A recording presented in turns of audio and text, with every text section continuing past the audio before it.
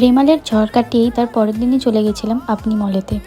June মাস মানেই এখন আমাদের বাড়িতে থাকবেই প্রত্যেক দিন একদিন ছাড়া ছাড়া জন্মদিন। আজ আমার তো কাল অভিষেকের, তো কাল ভাইয়ের। সেই কারণেই চলে গেছিলাম একটু শপিং করতে। তার আগে একটু পেট পুজো করে নিলাম, কারণ বাড়ি থেকে কিছু খেয়ে বেরানো হয়নি।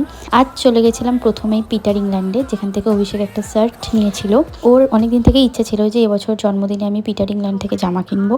সেটাই ওর মা ওকে কিনে দিল, মানে আমার শাশুড়ি মা ওকে কিনে দিল ওর বার্থডে গিফট হিসাবে। আর এখন যেটা দেখতে পাচ্ছ, মানে যেটা দেখাচ্ছি আমি, সেটাই ও নিয়েছিল।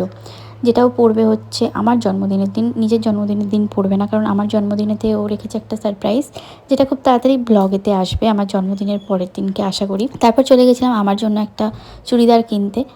আর আমি কিনেছিলাম একটা সুন্দর চুড়িদার, যেটা আমি পরবো আমার জন্মদিনে, সেটাও তোমরা দেখতে পাবে সেই ব্লগেতেই। এই ব্লগেতে আমি রাখছি না। তারপর এখান থেকে চলে গেছিলাম আপনি মলে, নতুন একটা কাউন্টার খুলেছে 99 শপ, সেখান থেকে করে নিলাম বাড়ির জন্য কয়েকটা শপিং। আর তারপর চলে এলাম বাড়িতে।